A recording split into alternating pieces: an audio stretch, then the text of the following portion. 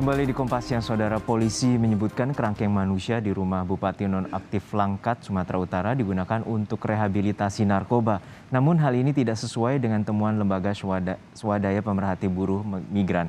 Migrant Care menyebutkan para pekerja diduga mengalami penyiksaan di dalam kerangkeng.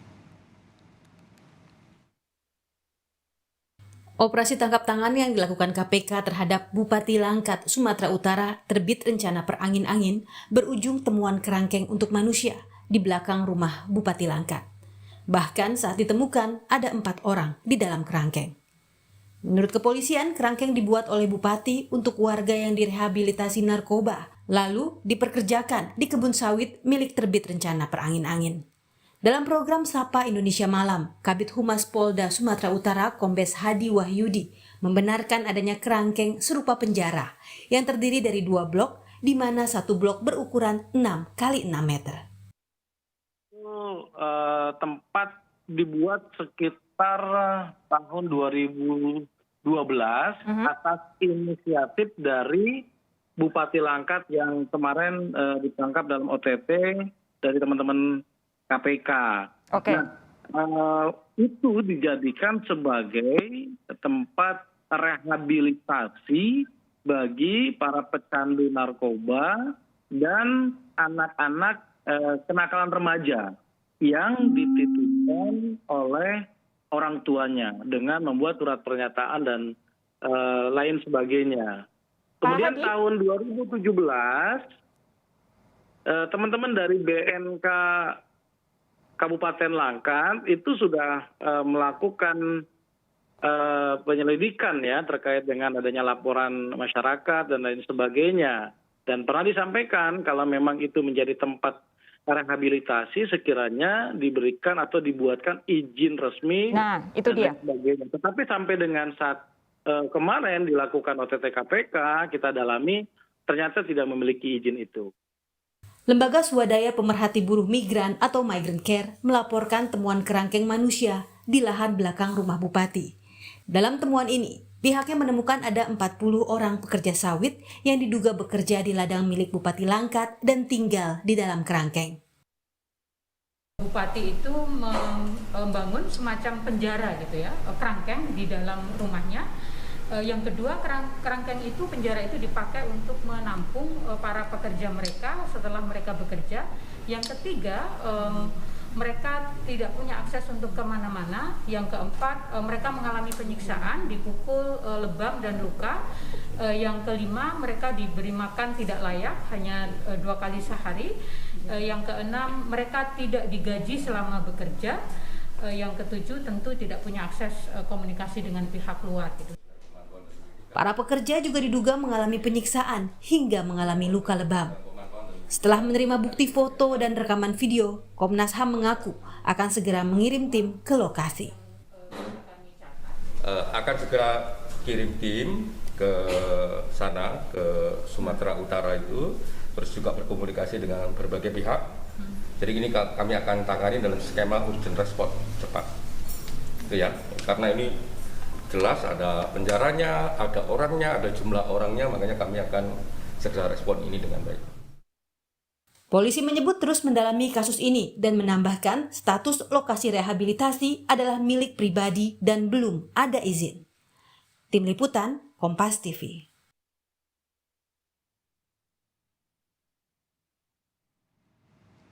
Informasi selengkapnya kita segera terhubung dengan Kabid Humas Polda Sumatera Utara, Kombes Hadi Wahyudi. Selamat siang Pak Hadi, semoga dalam kondisi sehat-sehat ya Pak. Assalamualaikum, selamat siang. Waalaikumsalam. Amin. Ya, Pak Kombes, ini terkait dengan adanya temuan 40 orang di dalam kerangkeng atau penjara di rumah Bupati Nonaktif Langkat. Lalu bagaimana hasil pemeriksaan kepolisian terhadap korban dan apakah benar adanya dugaan praktik perbudakan modern di sana?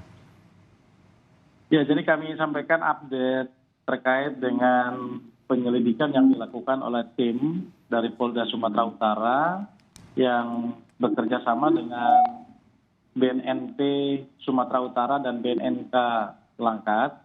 Kemarin tim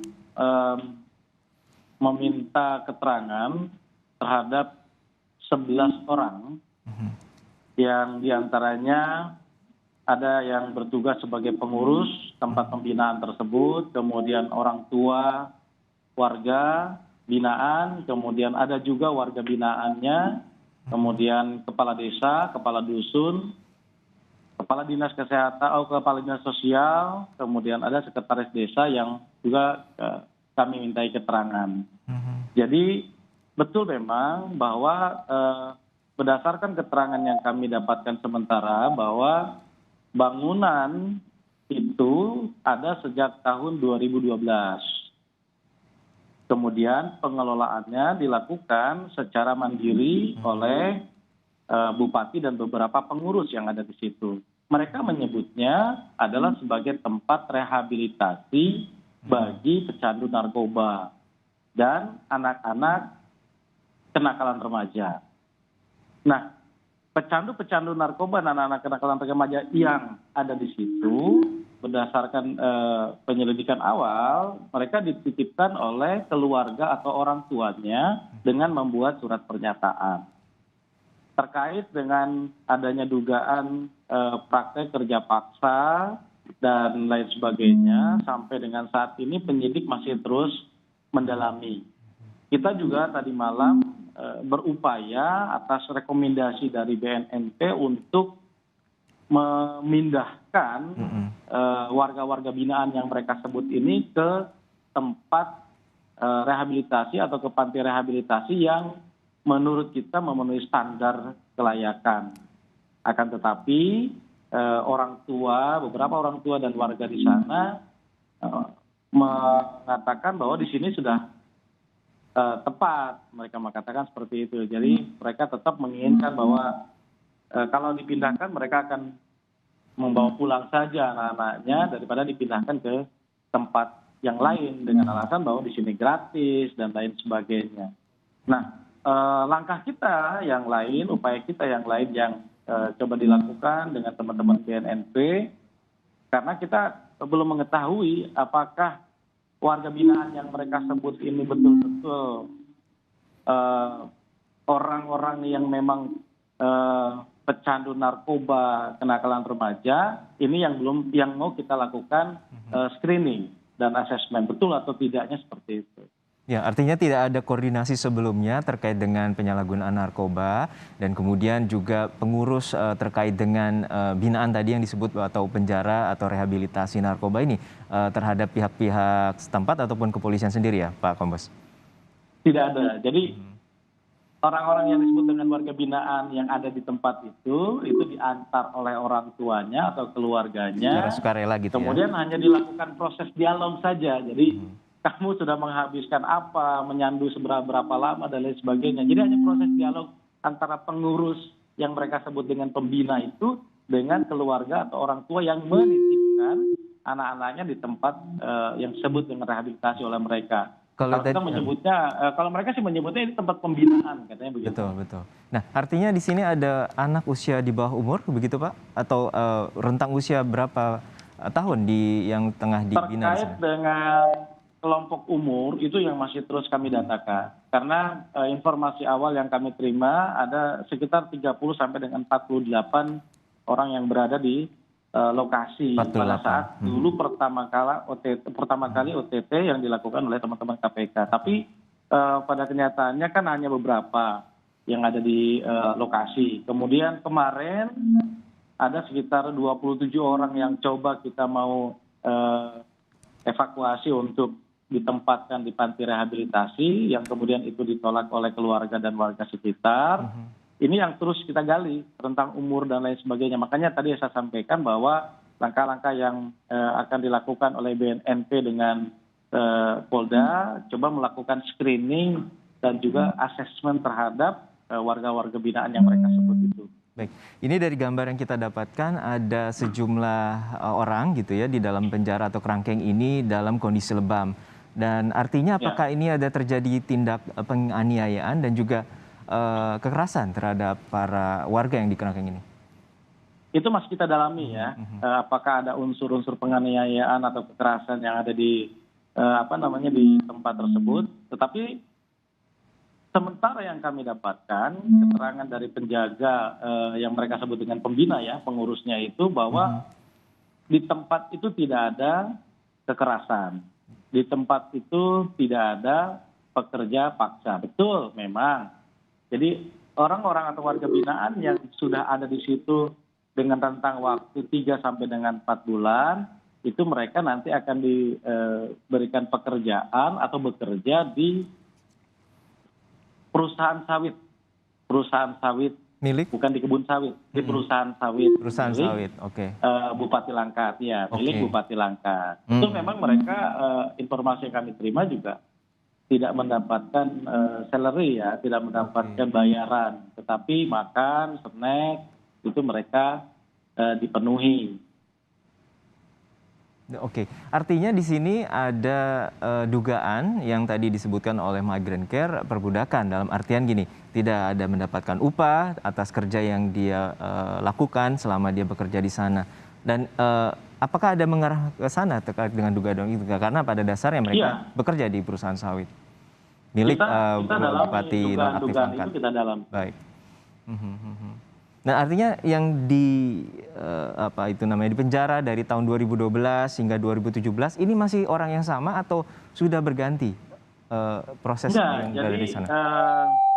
Mereka itu kalau kita lihat dari ada surat perjanjian ya dari orang tua itu ada 1,5 tahun batas maksimalnya. 1,5 tahun. Nah, tapi manakala mereka menilai bahwa orang atau warga binaan itu sudah layak untuk diambil oleh keluarganya atau keluarganya untuk mengambil, mereka mempersilahkan. Apalagi mereka mengatakan bahwa kami bekali mereka itu dengan keterampilan seperti mengelas, kemudian mereka bekerja membersihkan gudang di perusahaan sawit milik Bupati. Betul memang mereka tidak mendapatkan bayaran, betul. Nah, artinya Pak di sini artinya ada rentang waktu 9 hingga 10 tahun dari 2012 hingga 2022 ini, artinya bisa jadi ada lebih dari atau 100 orang yang pernah berada di kerangkeng ataupun penjara di rumah Bupati nonaktif ini.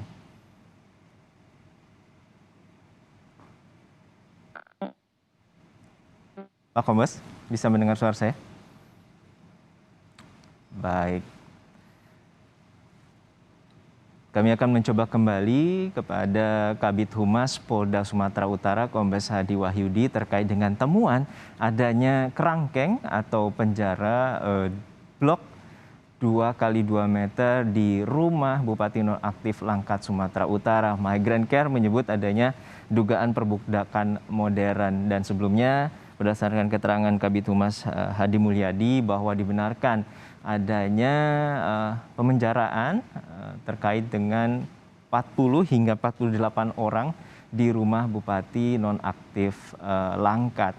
Dan sebelumnya juga ditemukan adanya dugaan perbudakan modern atau memanfaatkan tenaga dari warga yang berada di dalam kerangkeng untuk bekerja di perusahaan sawit milik Bupati nonaktif Langkat.